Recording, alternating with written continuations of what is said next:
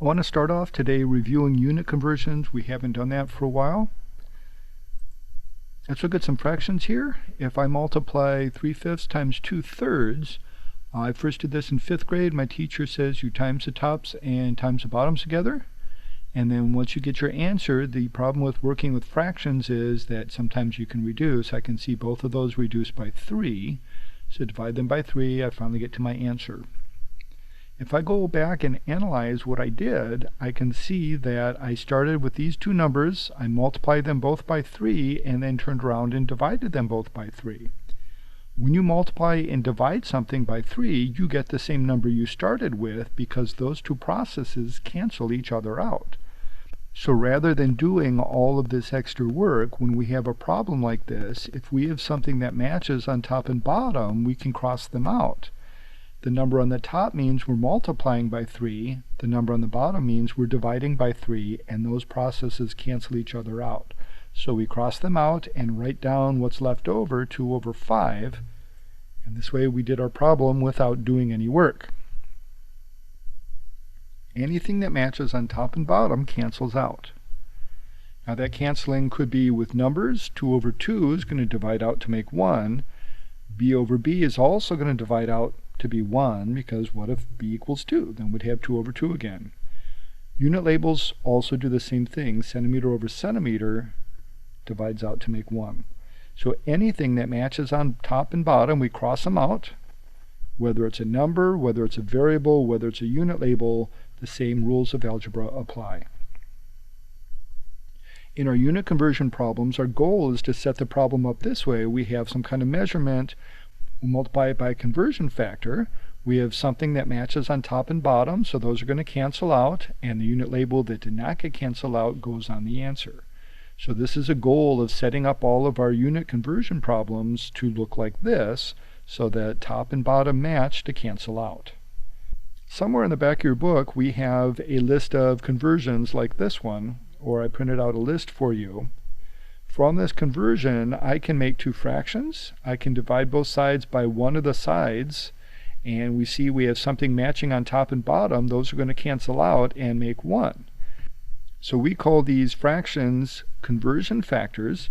Each one of these conversion factor is just equal to 1 because these two sides are equal to each other, and that means I can multiply any measurement by this fraction and not change the value of it, so I'm not violating any laws of algebra. The trick is we have to figure out which one of the fractions we're going to multiply your measurement by to get the right answer. So let's look at an example problem here. I have 20 inches. I want to figure out how many centimeters there are. Remember, our goal is to set it up so these units match to cancel out. So my first step, I want to start with 20 inches. I'm going to multiply the fraction bar, and we're trying to figure out which one of these sides goes on top, which one goes on the bottom. And the way we do that is by labeling the denominator's unit the same as the measurement's unit. This is measured in inches, so I'm going to label inches there. That way I know these two are going to cancel out like they're supposed to, and I know what side of the fraction goes on the bottom, what side of the fraction is going to go on the top. Then I can fill them in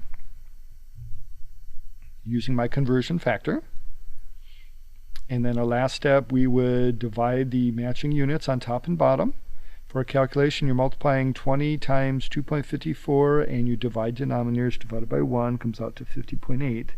And the unit label that did not get crossed out has to go on the answer. Last step, in every calculation problem, we have to round with significant figure rules. For the significant figure rules, you're not counting the conversion factor. These are considered to be a definition. They're not a measurement. Significant figures are for measurements only. So my measurement was 20 inches. It has one significant digit, so I have to round this to one place, would just be 50 centimeters. So I'll do a couple example problems here. 352 inches is how many yards? We would go and look up somewhere how many inches are in a yard, or maybe you have that one memorized. First step, we're going to start with our measurement, 3.52 inches, and I'm going to be multiplying by a blank fraction bar, and we have to figure out which side of the fraction goes on top, which goes on the bottom. The way we do that is by labeling the unit in the denominator the same as the unit of the measurement. I'm going to place those two the same, and that way I know what side of the fraction's on the bottom, what side's on the top. Those unit labels are going to cancel out because they match on top and bottom.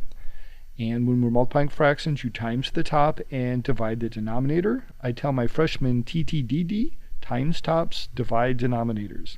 So 352 times 1 divided by 36 comes out to 9.777777. Rounding, we don't look at the conversion factor, we look at the measurement. Measurement has 3 places, so I need 3 places here. We're going to round there. 7's more than half, rounds that 7 up to an 8. So I got 9.78. And the unit label that did not get crossed off as yards goes on the answer. Next, we did 2-step problems. If I'm going to change 48 ounces into how many kilograms, when I go to look up in the table, it doesn't tell me how many ounces are in a kilogram. It tells me how many ounces are in a pound and how many pounds are in a kilogram. So I'm going to have to do 2 fractions to solve this. I call it a 2-step problem. So we're going to start off with 48 ounces, and I'm going to multiply by 2 fraction bars this time. The unit label on the bottom is going to match here, so I start with ounces, and that tells me 2 things. First of all, it tells me which of the 2 fractions I'm going to use. Second of all, it tells me what goes on the bottom and what goes on the top. So 1 pound on the top, 16 ounces on the bottom. Anything matches on top and bottom is going to cross out. For the next fraction, I want to cancel out pounds because I'm trying to figure out kilograms. I'm going to start off by labeling the denominator unit the same as the unit I'm trying to cancel out. Top and bottom match, so they'll cancel. It tells me that this side of the fraction goes on the bottom and this side goes on the top. Unit labels cancel. For calculating, it's going to be 48 times 1 divided by 16 divided by 2.2. So this is what I'm typing on the calculator to figure it out. And this one is tricky sometimes when you have 2 things in the denominator, particularly when you have a fraction that looks like this. There's a times sign here, but you have to put divide on your calculator for the answer to come out right because this is a denominator. If you want to try to multiply this way on the calculator, you have to put parentheses around the bottom to tell the calculator that both of these numbers are divided. Without the parentheses, the calculator is going to do 48 times 1 divided by 16, find that answer first, and then multiply all of that by 2.2. So the parentheses is telling the calculator to divide by all of this. To me, that's too much confusing. It's easier just to times everything on the top, divide everything on the bottom, and we'll get your answer. All right, once you get your answer, we're going to do rounding. We have 2 places for our measurement, so we need 2 places here. 6 is more than half, rounds a 3 up to a 4. We've got 1.4 kilograms. Sometimes we'll come across a problem where we don't know how many fractions we're going to use. You just keep going until you get to the unit label that you want. So this one I have 0.15 years, and we need to figure out how many seconds that is. The conversion factor I have here is 3.65.25 days in 1 year. We want the unit label on the denominator to match the measurement, so I'm going to label years here, and that tells me what side of the fraction is on top, what side's on the bottom, and the years are going to cancel out, gives me days. So I'm going to need a second fraction. I'm going to keep going until that unit label on the top comes out to be seconds. So I'm going to label days on the bottom, so those 2 are going to cancel, and then I look up how long is a day, is 24 hours. So the days are going to cancel, and my next fraction, I'm going to label the unit label on the bottom here the same as the unit label on the top here, so hours there. How long's an hour? And go look it up, 60 minutes. So hours cancels out, and I don't have seconds yet, so I keep adding fractions until I get to the unit label that I want. Next one, I'm going to label the unit label on the bottom the same as the top here, so it's going to be minutes. How long is a minute? 60 seconds. Minutes going to cancel out, and now that I have seconds, I can finally do my calculation. Since these are all ones and denominators, we're just going to multiply all the tops together. 4,733,640. Rounding for significant figures, we have 2 significant figures. Remember, we don't count the zeros in front. So rounding here, and this one we have to be careful. We don't call the answer 47. This is 4,700,000, so we have to include, these are called placeholder zeros, so it doesn't change the value of our measurement. All right, getting on with our notes today, we're going to introduce a new unit called the mole. A mole is a specific number, just like a dozen is. If you buy a dozen eggs, how many eggs is that? It's 12. If you work in a grocery store, you might know what a gross is. A gross is a dozen. It's 144. For a teacher, The packs of paper that we buy are called reams. A ream of paper is always 500 pages. So these are all examples where a word represents a number and it's always the same. A mole is the same thing. A mole represents a number and it's always the same number. It's 6.02 times 10 to the 23rd power. It is a very large number. It's named after an Italian chemist who figured out what the number is and how to use it. All right, so we're going to label our note page mole notes. And we're going to start off defining a mole is Avogadro's number. A mole is 6.02 times 10 to the 23rd power atoms of an element. It could also be 6.02 times 10 to the 23rd power molecules of a compound. Example, if I have a mole of sodium sulfide, I would have 6.02 times 10 to the 23rd power molecules of sodium sulfide. And that's going to break down to, there's 2 moles of sodium and 1 mole of sulfur in each one of these compounds. If I wrote this as a chemical equation, this would be a decomposition equation. So what this tells us is that the numbers in front, the coefficients, when we're balancing our equation, have unit labels called moles. This is 1 mole of sodium sulfide makes 2 moles of sodium and 1 mole of sulfur. The actual definition of a mole is defined as 12 grams of carbon-12 atoms. This way we can put an actual measurement to it.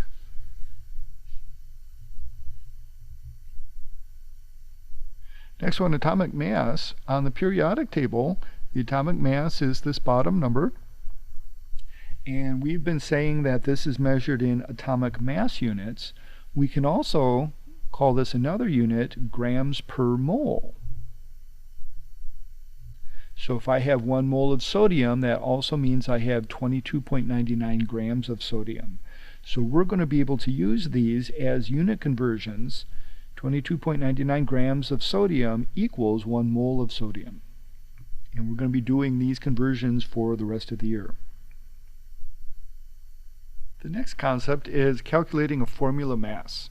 Calculate the formula mass of sodium sulfide. So we're going to look up on the periodic table. We're going to need the mass of each one, and I'm going to need 2 sodiums and 1 sulfur, and add up all of their masses. So 78.68 grams, this is the mass of 1 mole of sodium sulfide. Or if I had 6.02 times 10 to the 23 molecules of sodium sulfide, this would be the mass. All right, let's add that to your note page.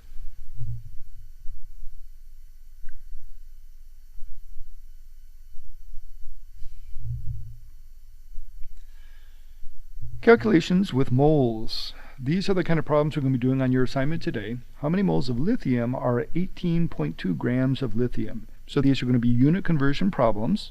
So my measurement here, I have 18.2 grams of lithium. I'm going to start with that, and we're going to multiply by a blank fraction bar. I'm going to start off with the unit label in the denominator has to match the measurement. It's grams of lithium. And then we'll look up on the periodic table, 6.941 grams per mole. So that tells me 6.941 goes with grams, and then mole is going to go in the numerator. Then we'll cancel units. Grams of lithium are going to cancel. And the unit label on the answer, what does not get crossed off, is moles of lithium. Then for my calculation, I got 18.2 times 1 divided by 6.94. Comes out to 2.62. All right, so add that to your note page.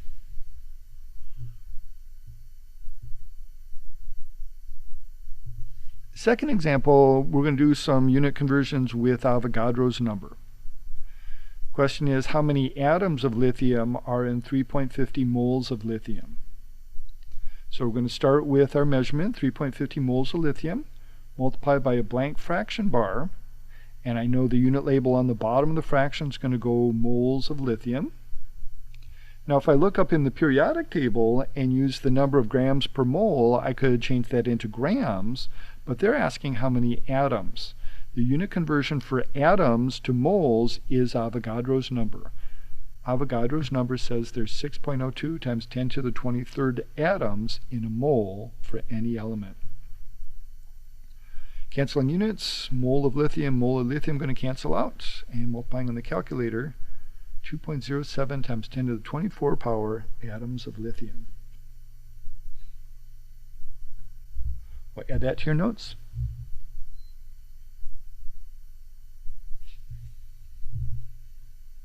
End of notes.